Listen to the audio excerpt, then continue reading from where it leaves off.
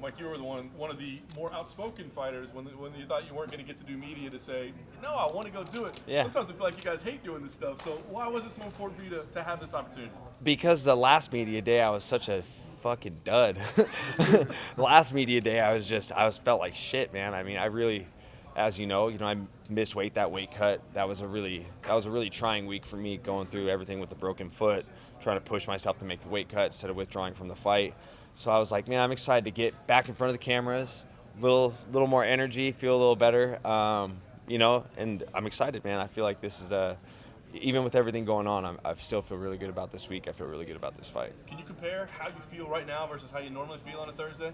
I'll tell you right now, if I had to go fight right now, I could go fight.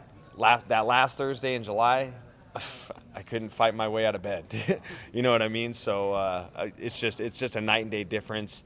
And I can honestly say, I got to solidify this decision to everyone else by winning on Saturday. But to myself, internally, and with my team, we know that I'm a welterweight. Now, there's no going, you can't pay me enough money to go back down to 55. That's what I was saying, because it's interesting, right? I mean, knowing that you feel this great, knowing that you feel better about your body, I mean, does the result have to show that you made the right decision, or do you already know you made the right decision? I already know I made the right decision. You know what I mean? I got to fight a freaking former two-time champion. You know what I mean? So if things don't go my way, like, dude, it's a tough guy. You know what I mean? But, I'm very prepared for this fight. I feel very confident I'm going to get the win.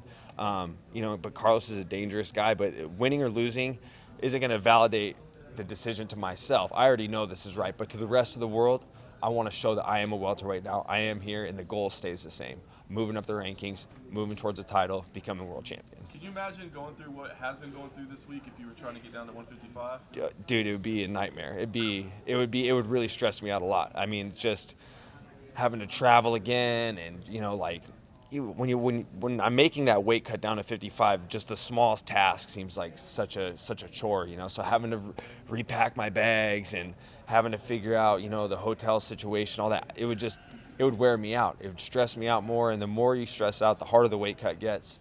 And I'm kind of mad at myself that I didn't make this decision a lot sooner. It's just hard as you're climbing the rankings in a weight class, till all of a sudden jump ship and go somewhere else.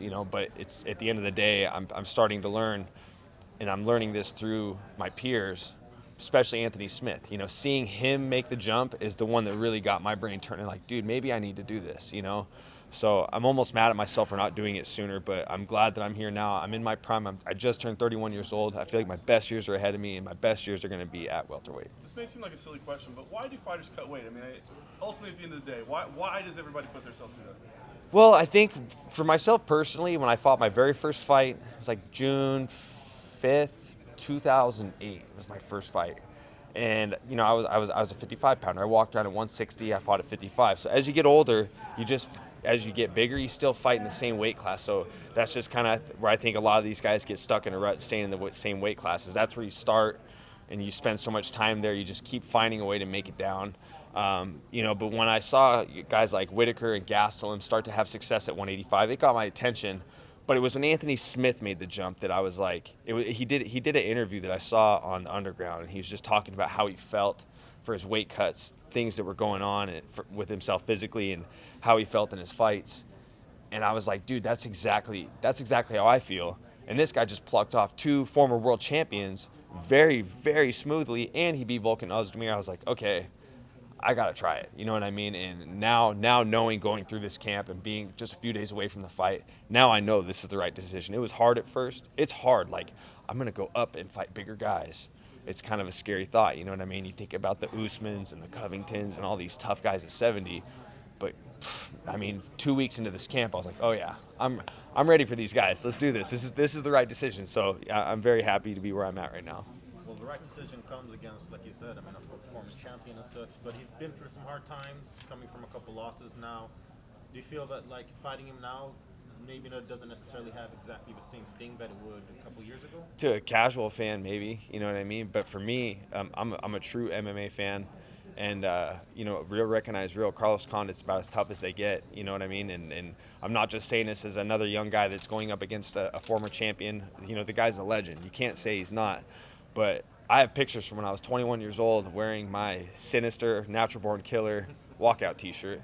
I'm a true fan of the guy. I respect him a ton, and it made it easier for me to prepare for such a tough opponent because I recognize how dangerous he is. I recognize his skills. I've been watching him. I don't have to watch film on Carlos Condit to know how good he is. I've been a fan of him pretty much since he got in WEC. So it's an honor to fight the guy, but I have to beat him. End of the day, that's just what has to happen. Do you see any patterns or anything like that in his last couple of fights that maybe you could, that you're thinking, oh, I see some weaknesses there, but I can exploit? I mean, there's things I see I'm not going to divulge, but my game plan is always going to stay the same. You know what I mean? If I sat here in front of you guys and said, well, I'm just going to keep it on the feet and stand and bang, you guys would probably be like, yeah, right. No, for me, the game plan's the same, man. I'm gonna do what I do, make it go forward, make it ugly, get a win. That's just how I fight. Nothing changes.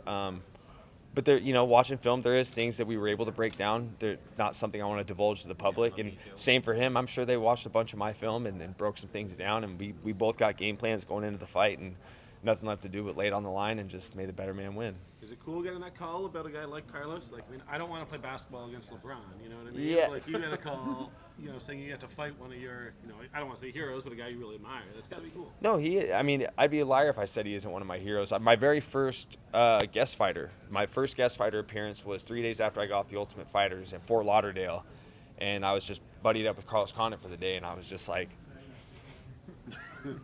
hey, what's up? You know what I mean? Like, he's just that guy, and when I got the call, I'm like, this is perfect. You know what I mean? This is what I want. I don't want to come up a weight class and fight. Everybody's tough, but I want to fight guys with names. I want to pursue my goal. I want to get to a world title.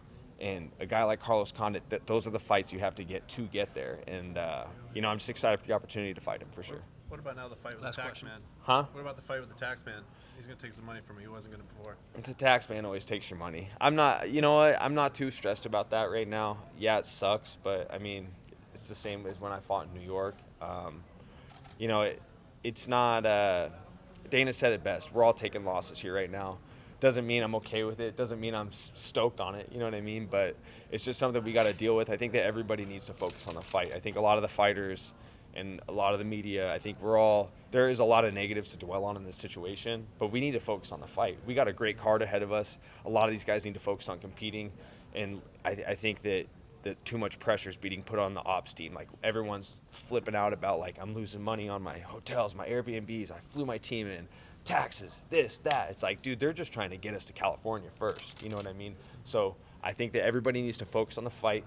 Let's get through the weekend and figure things out from there. You know what I mean? It's a really crummy situation, but we got to focus on what's important, and that is UFC 232. Thanks, Mike. Only on pay-per-view.